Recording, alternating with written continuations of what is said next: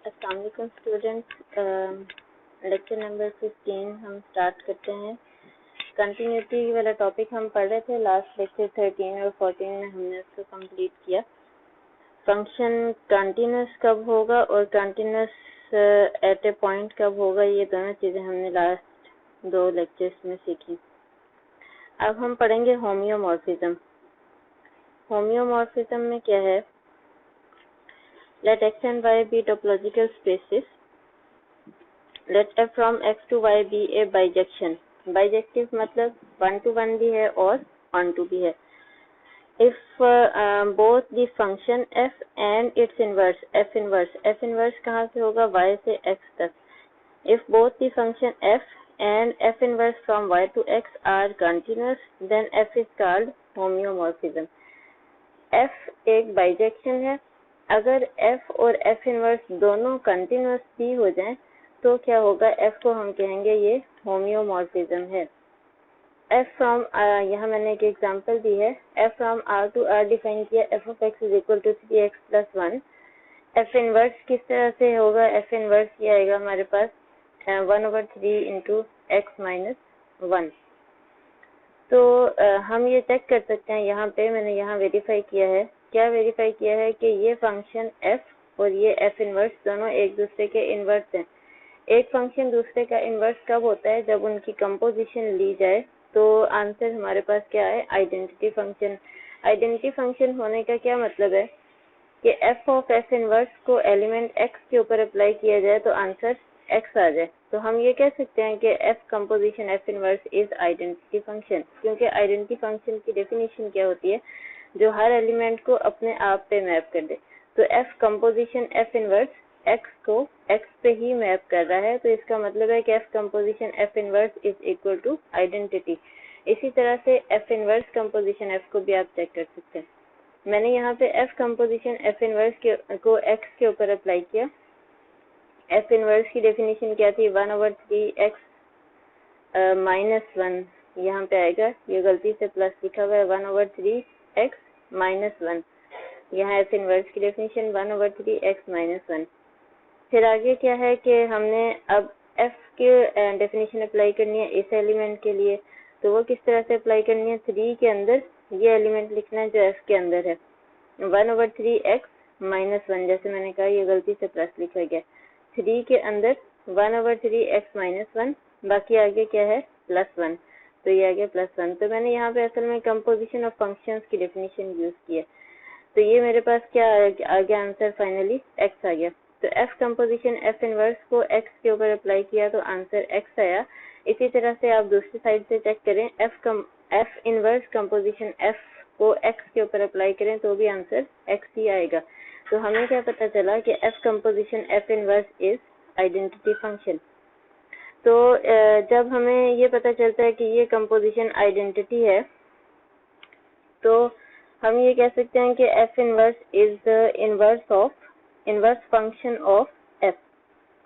तो since f and f inverse are both linear, so both are continuous। क्योंकि ये दोनों लीनियर हैं इसलिए ये दोनों कंटिन्यूस होंगे। ये यहाँ पे मैं यहाँ लीनियर का होने के से डायरेक्ट कैसे कह सकती हूँ कि ये कंटिन्यूस होंगे? यहाँ पे मैं कंटिन्यूटी यूज कर रही हूँ फ्रॉम कैलकुलस। वैसे यहाँ पे हम जो कंटिन्यूटी की डेफिनेशन है टोपोलॉजी के अंदर, उससे भी हम देख सकते हैं कि ये फंक्शन कंटिन्यूस होगा। कोई भी लीनियर फंक्शन आप ले लें, जैसे ये वाला फंक्शन f है, यहाँ r है मतलब स्टैंडर्ड टोपोलॉजी, यहाँ भी r है मतलब स्टैंडर्ड टोपोलॉजी ऑन r। आप दोनों तरफ स्टैंडर्ड टोपोलॉजी कंसीडर करें। हमने चेक क्या करना होता है कि यहाँ के हर ओपन सेट का इनवर्स इमेज यहाँ ओपन होगा। तो आपने एक ओपन इंटरवल अगर लिया हो तो ओपन इंटरवल का इनवर्स इमेज आप इससे कैलकुलेट कर सकते हैं। इनवर्स इमेज वो भी क्या आएगा? एक ओपन इंटरवल ही आएगा। आप इसको यहाँ पे जो है ये वाली जो रीजन मैंने लिखी है कि since f and f inverse are both linear, तो कैलकुलस का रिजल्ट यूज करके हम कह सकते हैं कि बोथ आर कंटिन्यूस। तो आप इसको यहाँ इस टोपोलॉजी की डेफिनेशन से अगर करना चाहें तो भी कर सकते हैं। बजाय इसके कि ये लाइन लिख दी जाए, तो टोपोलॉजी की डेफिनेशन को यूज करके आप इस फंक्शन की continuity with standard topology of R check कर सकते हैं। ठीक है, तो ये दोनों कंटिन्यूस होंगे क्योंकि ये दोनों लीनियर हैं। ये बात बल्कि मेरा ख्याल है कि मुझे आपको एक्सरसाइज दे देनी चाहिए। तो क्योंकि एफ और एफ इनवर्स दोनों लीनियर हैं, तो ये कंटिन्यूस हैं। और ये जो एफ है ये बाइजेक्टिव फंक्शन भी है। यहाँ पे मैंने इसको चेक नहीं किया, ये भी आपका काम होगा कि आप इसको चेक करें कि ये जो फंक्शन एफ है ये बाइजेक्टिव है, ऑन टू भी है और 1 to 1 भी है। तो क्या पता चला कि एफ इज होम्योमॉर्फिज्म। नेक्स्ट हमारे पास रिमार्क लिखा हुआ है, if F is homeomorphism then F inverse is also continuous. ये मैंने डेफिनेशन में से ही एक बात लिखी कि अगर फंक्शन होम्योमॉर्फिज्म है तो होम्योमॉर्फिज्म के लिए 3 चीजें चेक करनी होती हैं कि एक तो उसको बाइजेक्टिव होना चाहिए, एक फंक्शन एफ को कंटिन्यूस होना चाहिए और एक उसके इनवर्स एफ इनवर्स को भी कंटिन्यूस होना चाहिए। 3 चीजें हम चेक करते हैं एफ के होम्योमॉर्फिज्म होने के लिए। तो यहाँ पे क्या है कि मैंने एक चीज को यूज किया है कि अगर एफ होम्योमॉर्फिज्म है तो जाहिर सी बात है होम्योमॉर्फिज्म की डेफिनेशन के अकॉर्डिंग एफ इनवर्स क्या होगा, कंटिन्यूस होगा। That is inverse image. अब मैं एफ इनवर्स के कंटिन्यूस होने की डेफिनेशन को यहाँ ओपन करके लिखती हूँ। किस तरह से, inverse image of every open set U of X under F inverse is open in Y. कैसे मैं इसको बोल रही हूँ, फंक्शन किसी भी फंक्शन के कंटिन्यूस होने की डेफिनेशन को, inverse image of every open set u of x should be open in y। लेकिन वो इनवर्स इमेज लेना किस फंक्शन का है, इस एफ इनवर्स के अंडर इनवर्स इमेज लेना। Inverse image of every open set u of x under F inverse is open in y। तो ये बात मैंने यहाँ पे लिखी है क्योंकि एफ इनवर्स की कंटिन्यूटी को यूज कर रहे हैं, तो इसका मतलब है कि inverse image of every open set u of x under F inverse is open in y। That is, if u is open in x, then inverse image of u under f inverse is open in y। इसी वाली बात को मैंने mathematical form में लिख दिया कि if u is open in x, then inverse image of u under f inverse is open in y। अब इसी चीज को हमने मजीद सिंप्लीफाई कर लिया, that is if u is open in x then f of u is open in y। Hence a homeomorphism f from x to y gives.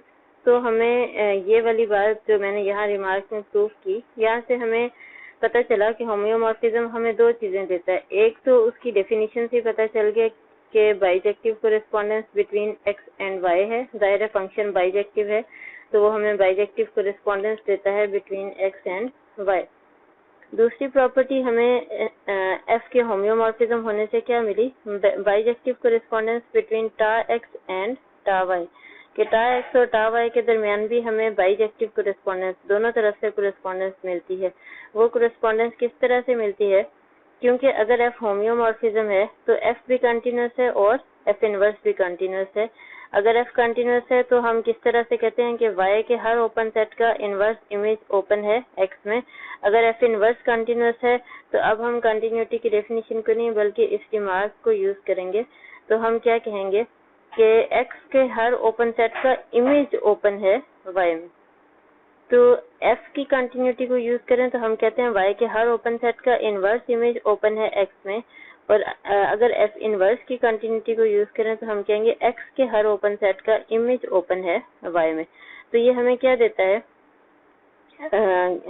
कोई भी अगर होम्योमॉर्फिज्म है तो वो एक ऐसा फंक्शन है जो bijective correspondence between sets x and y देता है, साथ ही साथ bijective correspondence between their topologies भी देता है, टा x एंड टा y। Hence, any property of x entirely expressed in terms of topology yields corresponding property for the space y। तो कोई भी x की टोपोलॉजिकल प्रॉपर्टी हमारे पास कोई भी अगर है तो बिल्कुल उसी तरह की प्रॉपर्टी जो है वो y स्पेस में भी होल्ड करती होगी। कब, जब हमें कोई एक होम्योमॉर्फिज्म मिल जाए between x and y। So such a property is called topological property. कोई भी ऐसी प्रॉपर्टी जो दो होम्योमॉर्फिक स्पेसिस के अंदर मौजूद हो उसको हम कहेंगे ये टोपोलॉजिकल प्रॉपर्टी है। और अगर हमें एक होम्योमॉर्फिज्म मिल जाए बिटवीन एक्स एंड वाई तो एक्स की हर टोपोलॉजिकल प्रॉपर्टी वाई में लाजमी होल्ड करेगी। ये किस तरह की प्रॉपर्टी की मैं बात कर रही हूँ? फॉर एग्जांपल हम ये कहते हैं कि किसी भी सेट ए का डेंस सेट की डेफिनेशन तो हमने पढ़ी नहीं है। डेंस सेट की डेफिनेशन हमने पढ़ी नहीं है, लेकिन इस तरह से कि अगर ए का डेंस सेट एक्स में निकालें तो वही ए का डेंस सेट जो है वो वाई में भी एग्जिस्ट करेगा अगर उन दोनों के दरमियान एक होम्योमॉर्फिज्म है। असल में ये रिलेशन क्या है होम्योमॉर्फिज्म का? ये बिल्कुल ऐसे ही है जैसे अलजेब्रा में आइसोमॉर्फिज्म का रिलेशन होता है। आइसोमॉर्फिज्म क्या कहता है कि the concept of homeomorphism is analogous to that of isomorphism in algebra. Isomorphism में हम कहते थे कि फॉर एग्जांपल हम ग्रुप की बात करें तो दो ग्रुप्स के दरमियान अगर एक आइसोमॉर्फिज्म है तो हम कहते हैं कि ये एक ऐसा मैप है जो दोनों ग्रुप्स के स्ट्रक्चर को प्रिजर्व करता है। तो होम्योमॉर्फिज्म भी बिल्कुल इसी तरह से प्रिजर्व करता है टोपोलॉजिकल स्ट्रक्चर को। ग्रुप्स में हम कहते थे ग्रुप्स के स्ट्रक्चर को प्रिजर्व करता है, तो होम्योमॉर्फिज्म क्या करेगा? टोपोलॉजिकल स्ट्रक्चर को प्रिजर्व करेगा। इनकी डेफिनेशंस बहुत डिफरेंट है। आइसोमॉर्फिज्म की डेफिनेशन और होम्योमॉर्फिज्म की काफी डिफरेंस है इनमें, लेकिन होम्योमॉर्फिज्म का काम वही है जो आइसोमॉर्फिज्म का काम होता है। क्या काम है कि ये टोपोलॉजिकल स्ट्रक्चर को प्रिजर्व करेगा। दो टोपोलॉजीज के दरमियान अगर होम्योमॉर्फिज्म है तो दोनों की प्रॉपर्टीज सेम होंगी दोनों टोपोलॉजीज की। नेक्स्ट हमारे पास डेफिनेशन है let F from X to Y be an injective continuous map where X and Y are topological spaces. Let image F is equal to Z. Image F का जो set है उसको मैंने Z का नाम दे दिया and Z considered as subspace of Y. Then the function f prime from x to z obtained by restricting the range f is bijective। तो क्या होगा? हम यहाँ पे ये कह रहे हैं कि f is इंजेक्टिव, मतलब एक ऐसा फंक्शन है जो 1 to 1 है। अब f कहाँ से था? x से y तक। हमने y का जो सेट है इसका एक सबसेट ले लिया है z, जो कि किसके इक्वल है? इमेज ऑफ f के। इमेज ऑफ f की डेफिनेशन के अकॉर्डिंग हमें ये पता चलेगा कि अगर हम f को डिफाइन करें x से इमेज f तक तो f लाजमी ऑन टू होगा। क्यों ऑन टू होगा? क्योंकि हम ऑन टू की एक डेफिनेशन ये भी देते हैं कि अगर सेट y इक्वल आ जाए इमेज f के तो हम कहते हैं कि f इज ऑन टू। तो अब जब हम f को डिफाइन ही x से z तक करेंगे तो z किसके इक्वल है? इमेज f के। तो हम ये कहेंगे कि f फ्रॉम x टू z will be onto. इस वजह से हमने कहा कि हमने इसका नाम ही चेंज कर दिया, एक ऐसे फंक्शन का जो x से z तक डिफाइन किया गया है इसको f प्राइम का नाम दे दिया। तो हमने कहा कि अगर फंक्शन f की रेंज जो है उसको रिस्ट्रिक्ट, फंक्शन f प्राइम को इस तरह से ऑब्टेन किया जाए कि इसका रेंज वाला जो सेट y है इसको रिस्ट्रिक्ट कर दिया जाए टू रेंज ऑफ f, मतलब z इक्वल टू z तक रिस्ट्रिक्ट कर दिया जाए, तो f प्राइम क्या होगा? ये बाइजेक्टिव फंक्शन होगा। f is injective, f prime is bijective function. If f prime is homeomorphism, अगर f prime homeomorphism बन जाए तो हम कहेंगे then we say that f is topological embedding, तो फिर हम f को topological embedding कहेंगे। f prime homeomorphism मतलब f prime continuous भी हो और f prime का inverse भी continuous हो from z to x।